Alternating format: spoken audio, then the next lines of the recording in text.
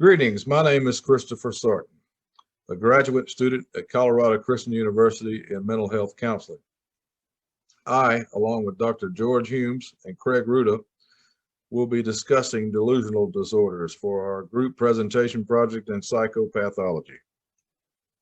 We chose the topic of delusional disorders because it is historically fascinating and ever evolving.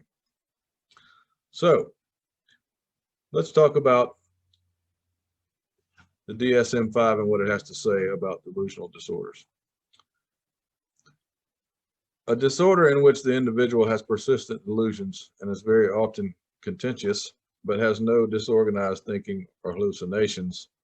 And the DSM-5 says it defines a delusion as a false belief based on incorrect inference about external reality that is firmly sustained despite what almost everybody else believes, and despite what constitutes incontrovertible and obvious proof or evidence to the contrary. Apart from the impact of delusions or its ramifications, functioning is not markedly impaired and behavior is not obviously bizarre or odd. Delusions are among the most intrusive symptoms of psychosis. Delusions are typically resistant to medications and are very difficult to wade through and talk therapy. This is relevant to today's research, causing a shift in the approach to working with delusional disorder and distinguishing it apart from schizophrenia, schizophreniform, and other psychotic disorders. Many psychotherapists are resigned to just mitigate the virulence of the delusions and suppress their influence in the everyday life of the patient. Independent of the naivety or sophistication of the delusion, it is hardly changed by rational argumentation or persuasion. A systematic and entrenched delusional structure is even harder to modify by normal human interaction and feedback. So let's talk about some of the origins of delusional disorder. The English word delude comes from Latin, and it implies playing or mocking, defrauding or cheating.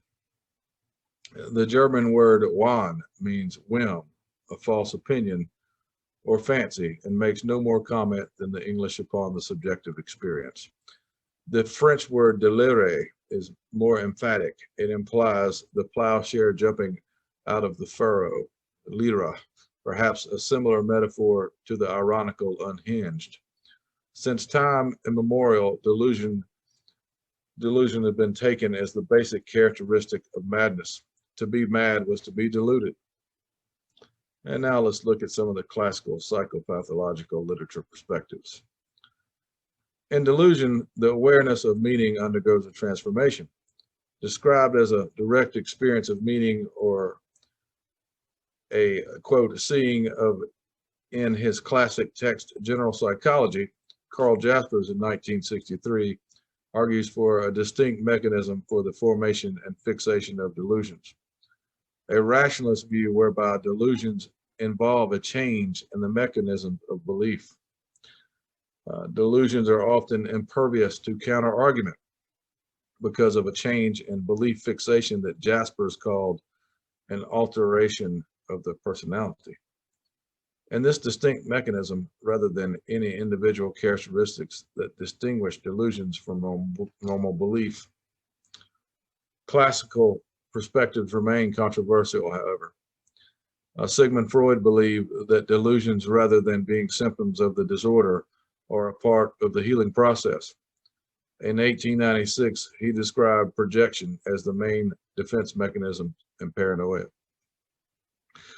Delusion, therefore, is an unconscious conflicted mind state that externalizes irrational thoughts and emotions to the external world. So, with that information, I'll pass it off to Dr. George Humes, who will talk about the clinical application.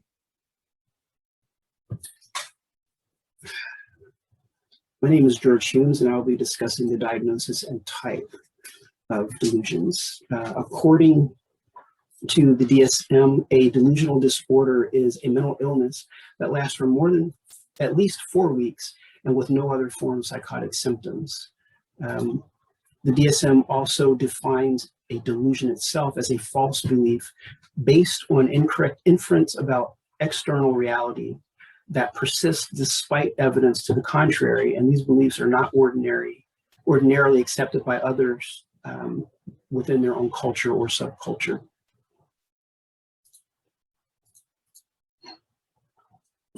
Excuse me. In terms of the actual delusion itself, delusions are generally categorized as well in basically 4 different kinds of categories: bizarre, non-bizarre, mood congruent, and excuse me, mood neutral.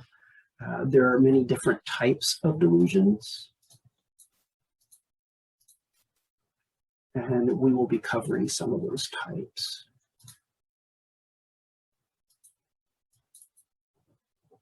One of the types of delusions is a delusion of control. And in this particular delusion, the individual believes that other people or a group of people or some form of external force is actually controlling their thoughts, their feelings, their impulses, and or their behavior.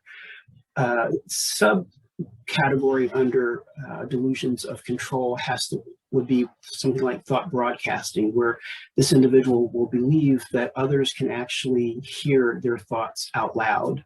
Another form would be thought insertion, where they may believe that some external person or force is actually putting thoughts into their mind. And then we have thought withdrawal, where the individual believes that there is some outside force, person, or group that is actually, quote unquote, stealing their thoughts.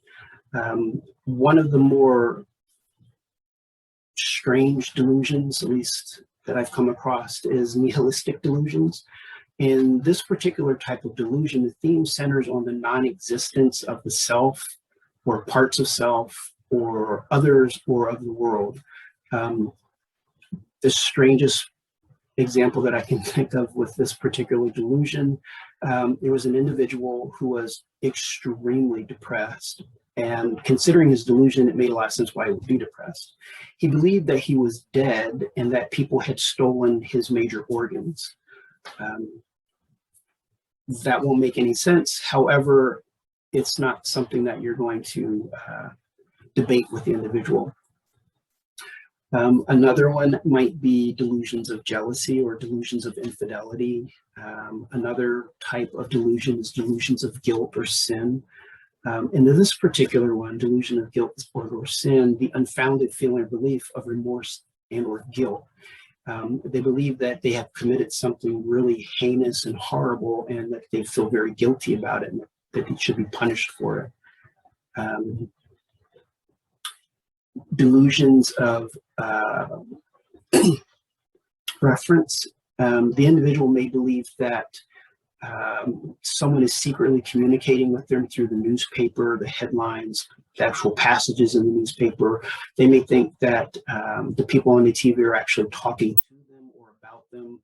They may think that the people on the radio, the song is about them and there's a secret message in there.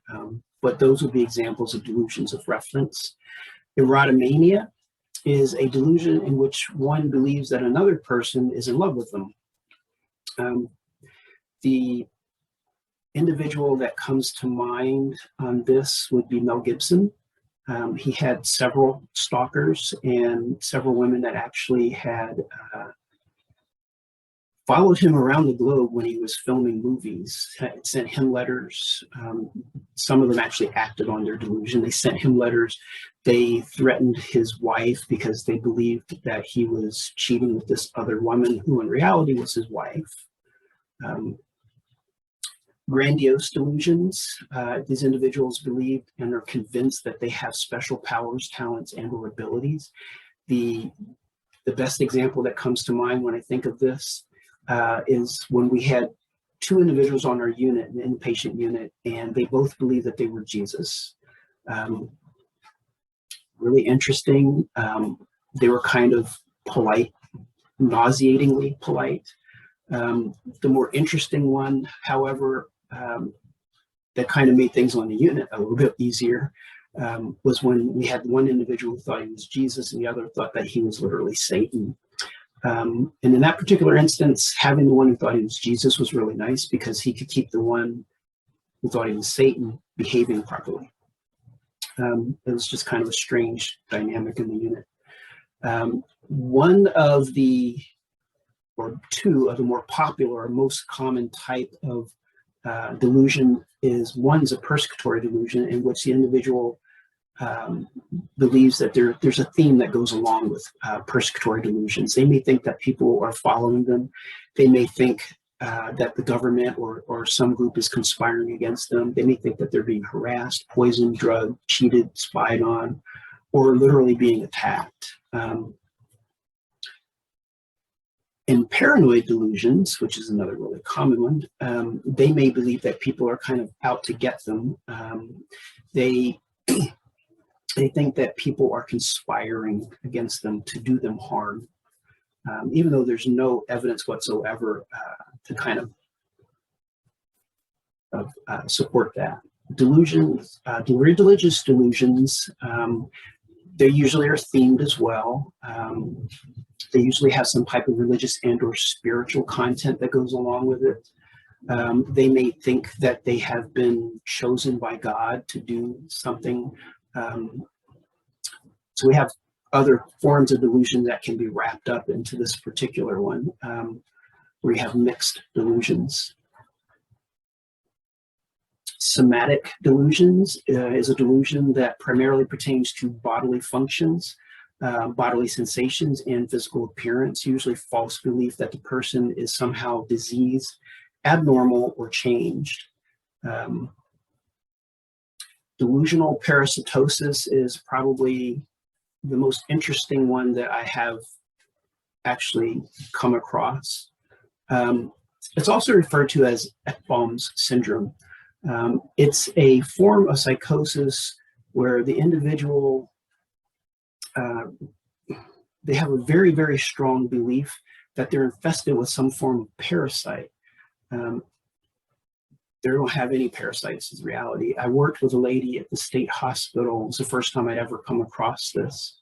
I had read about it before, but I never actually saw it in the real world until 2016 when I was working at the state hospital.